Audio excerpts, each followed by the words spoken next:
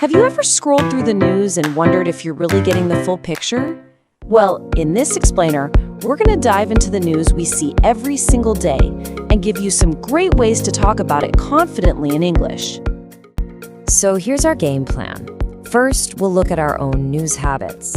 Then we'll get into what makes journalism good versus, well, not so good. After that, we'll connect it all back to you, especially in our digital world, and finish up with a key takeaway.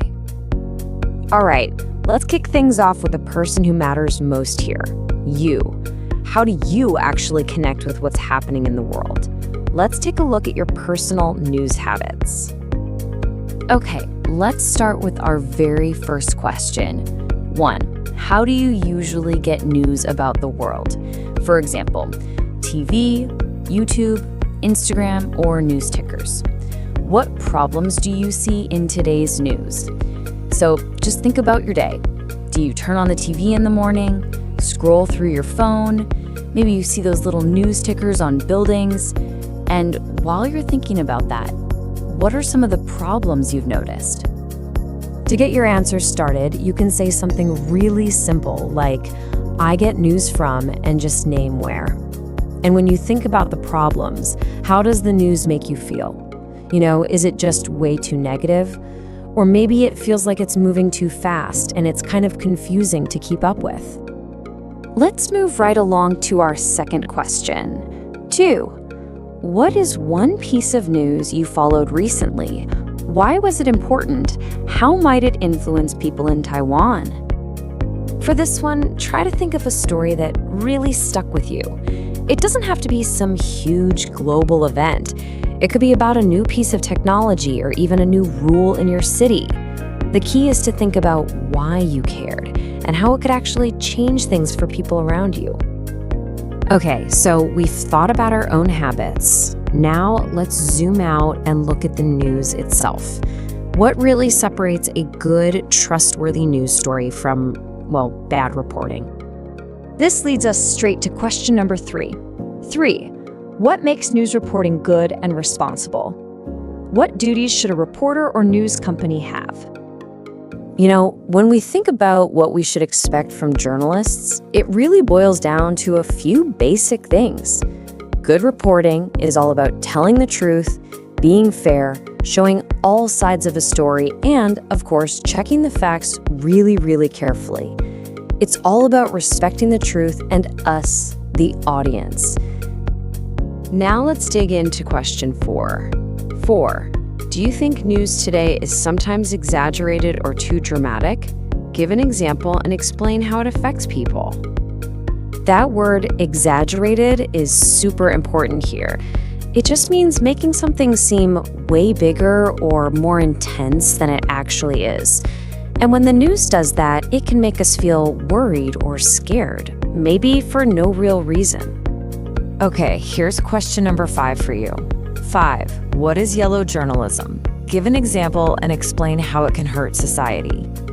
So this term, yellow journalism, think of it as news that's more interested in getting your attention than in telling the truth. It uses these really shocking headlines and emotional stories to get more clicks or sell more papers. And the big danger here is that it spreads false info, making it tough for us to know what's really going on. All right, let's look at our 6th question. 6.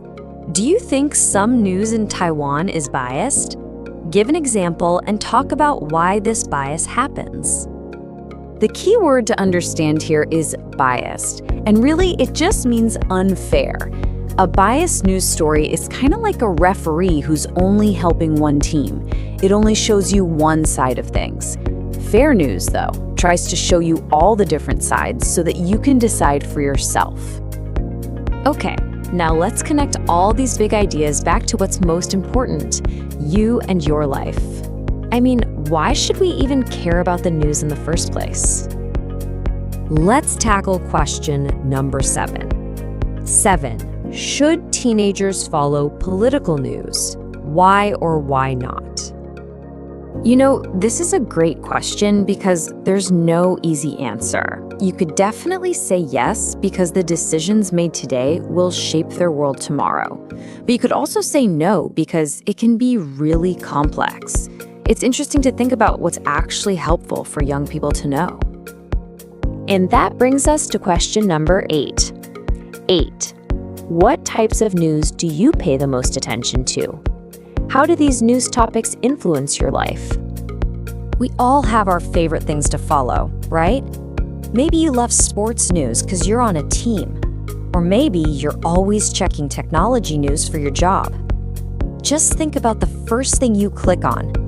That's probably the news that matters the most to you personally.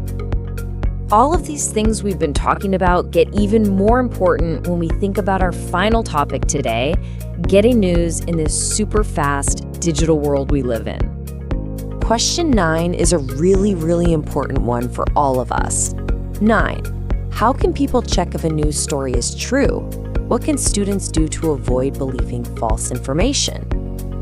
Think of this as your personal fact-checking toolkit.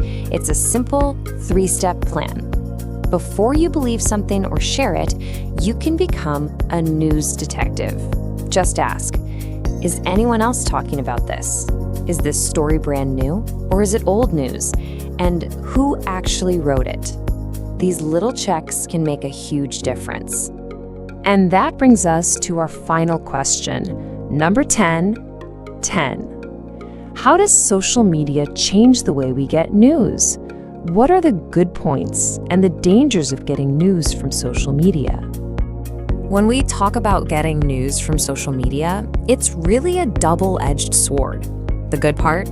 It's lightning fast and super easy to share. But the dangerous part is that false or biased information can spread just as fast, sometimes before anyone even has a chance to see if it's true. Wow, we have covered a lot today, haven't we? So let's bring this all together for one last super important takeaway. So to wrap everything up, I want you to remember this. Being a smart news consumer isn't some special talent. It's a skill. And it's a skill you can build. Every single time you just pause and ask a question about what you're seeing or reading, you get better at understanding the world. So my question to you is, what's one new habit you'll start today? Thanks so much for joining me. Join Beyond Norm's output training to master English speaking and writing. Click the link below to get started.